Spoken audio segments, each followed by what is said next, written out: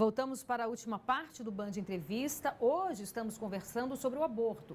Nossas convidadas são a doutora Lia Zanota, que é professora da UNB e também presidente da Associação Brasileira de Antropologia, e a doutora Lenise Garcia, que também é professora da UNB e presidente do Movimento Brasil Sem Aborto. Então, nós falávamos anteriormente, a doutora Lenise Garcia estava falando sobre que ela não considera ser verdade, né? De acordo com dados, o fato de, se o aborto for legalizado, vai diminuir, não é isso? O número de casos. Não é isso que aponta, de acordo com o que a senhora falou? É isso que aponta os números oficiais de muitos outros países. A doutora Lia gostaria de comentar sobre isso.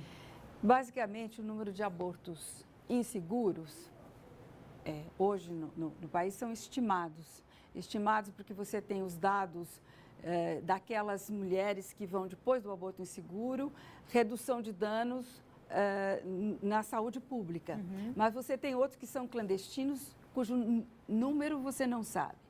Então, num curto espaço, como é o caso do Uruguai, não dá para comparar com espaços outros que foram analisados por vários pesquisadores da ABA e pela demografia, pesquisadores de demografia, que mostram que o que ocorre é que, imediatamente, a explicitação dos casos de aborto aumenta, porque antes eles eram escondidos, que depois, no segundo ano, pode até aumentar, mas num espaço de 5 anos, ele diminui. Entendi. Ou seja, se você olhar numa política pública, na verdade, os abortamentos não aumentam, e há um outro dado que não é analisado, que é a mortalidade materna reduz muitíssimo. Agora, rapidamente, existe uma razão para ter essa diminuição? Existe uma explicação para ter essa diminuição com a legalização do aborto? A questão toda é diminuir a mortalidade materna. E o que é? É porque quando os países... É um conjunto de questões que, quando você consegue, ao mesmo tempo, a legalização do aborto, uma política eficaz de contracepção, você tem tudo isso acontecendo sem nenhuma restrição, sem dizer que isso é uma coisa imoral, porque eu vejo que há movimentos conservadores que dizem que até é imoral você ter uma relação sexual que você não quer produzir um filho.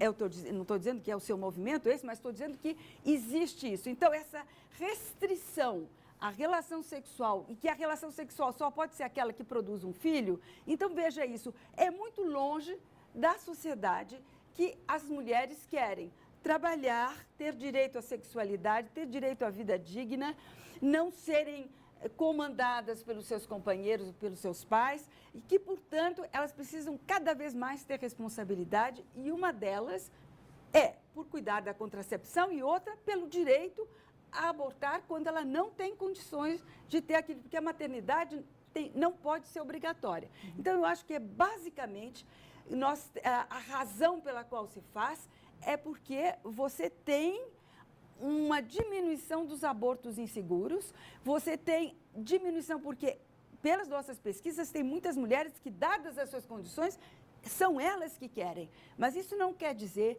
que não tenha marido, pai, irmão, que também pressionam. Então, na hora que você libera a dignidade, a independência, a autonomia da mulher, você vai ter menos constrições e, portanto, se eu vou fazer o aborto ou não vou fazer, é uma coisa que é um direito meu, não é uma coisa que eu sou escondida fazendo. Então, é isso que eu queria dizer, que a escolha, no sentido de a complexidade da vida é tão grande, que eu não acho que possa ter uma sociedade que imponha restritivamente que ela não pode abortar. Entendi. Ela deve abortar se ela necessitar individualmente. É ela, por isso que eu estou dizendo, porque há 12 semanas, é esse o tempo. A partir daí, só por razões de saúde, outras razões maiores. Que já tem. Agora, uma pergunta que eu queria fazer para você. Você sabe que jornalista é um pouco de advogado do diabo. Então, eu queria que a gente analisasse a seguinte situação. Hoje em dia, mulheres que querem fazer um Papa Nicolau, muitas vezes demoram anos para fazer um Papa Nicolau. Mulheres que a gente, aqui na Band mesmo, a gente já deu várias reportagens sobre isso. Uma mulher que está fazendo um tratamento de câncer no útero, não consegue o tratamento. Então, a gente sabe a realidade do nosso SUS. Essa é uma realidade.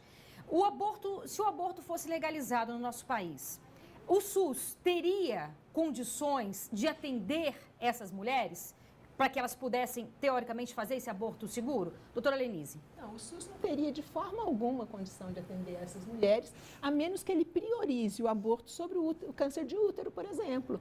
Tá certo? Porque o câncer de útero, como qualquer câncer, por exigência legal, inclusive, tem que ser tratado em 60 dias. Né? E não é tratado em 60 dias. Então, a mulher fica mais do que 2 meses, tá certo? Para fazer um tratamento de câncer de útero. Agora, no caso do aborto, se for até 12 semanas, para a mulher saber que está grávida, já passou 1 mês e meio. Então, vai ter que fazer o aborto em 1 mês e meio para esse aborto ser legal. Então, o SUS teria que priorizar a mulher que vai fazer o aborto sobre aquela que está com câncer de útero. Agora, não se iluda que vai ser o SUS. E é exatamente por causa disso, tá certo, que a gente tem clínicas de aborto internacionais que investem pesadamente no Brasil para a legalização do aborto. É interesse financeiro. Esse é um assunto que raramente entra no debate e é um assunto importantíssimo. Quem que está por trás disso? Quem que financia, tá certo? A gente sabe que é financiamento internacional que chega no Brasil para exatamente isso, financiar as pesquisas, financiar pessoas que estão trabalhando pela liberação do aborto, que muitas vezes trabalham nisso em tempo integral, entendeu? E são essas clínicas que estão aí fazendo isso. Né? Clínicas de aborto internacionais. A gente está acabando. Doutora Lia, 1 minuto para a senhora avaliar essa situação, por gentileza. Veja, essa acusação de um demoníaco internacional, eu acho que é muito complicada, porque as relações internacionais dos movimentos conservadores, contrários ao aborto, também são muito fortes, passam por redes religiosas, passam por recursos. Então, de fato, o que nós temos que pensar é o que nós queremos. Então, o que basicamente nós queremos? Nós queremos uma sociedade que tenha dignidade, autonomia, respeito à mulher ou não. Se nós queremos uma mulher que tenha respeito, que considere igualdade de gênero, a ela deve ser dado o direito à contracepção, o direito à legalização do aborto e não a imposição. Por quê? Porque a legalização do aborto, ela não impõe nada a ninguém. Se a mulher for estuprada e se por acaso ela quer continuar, ela pode ter. Se a mulher adolescente, ela fica grávida e ela não quer interromper a gravidez, ela tem direito. Se ela quiser interromper a gravidez, ela tem direito até a 12ª semana. Então, é uma sociedade, eticamente, que respeita a pluralidade dos desejos, das escolhas e da igualdade social que nós não temos e tal. Então, é isso que nós queremos. E, para isso, a legalização, não há possibilidade de imposição moralista, porque, na verdade, o que se impede é uma questão extremamente moralista que não vê a dignidade das mulheres, o sofrimento das mulheres, tanto para uma situação que é difícil de aborto ou não aborto. Ela está numa situação difícil e não é nem pior nem melhor, isto ou aquilo. Só ela é que deve saber. Não, nem o seu companheiro, nem a sociedade. É ela diante da situação, porque se trata da dignidade da mulher. Então, isso aí nós temos que defender. Rapidamente. Não, eu defendo muito a dignidade, o respeito, a autonomia da mãe. Mas eu não consigo defender a dignidade da mãe sem defender a dignidade do filho. E eu, sinceramente, não posso considerar que seja moral matar uma criança. Mas não é matar uma criança. É matar uma criança. Não é. Já é uma criança, Na Constituição, gente. pessoa, ela não é... Pessoa, não, mas isso independe de Constituição. Isso é direito biológica. Desculpa, me deixa falar que eu te deixei. Olha, né? Então, isso não é direito humano. Na África do Sul, se considerava que o negro não era pessoa. E nem por isso ele deixava de ser. Então, nós temos que olhar aquilo que é a realidade. Né? E essa dignidade também tem que ser defendida e ele não é consultado. Né? Então, a autonomia do filho vem junto com a autonomia da mãe. E, como eu disse, é muito melhor a solução também para ela. Ela não vai carregar isso para o resto da sua vida. Mas é muito a custo da vida da Possivelmente. Ô, gente, olha, já é mãe. muitíssimo obrigada Não é mãe. pela participação de vocês. Muito obrigada mesmo.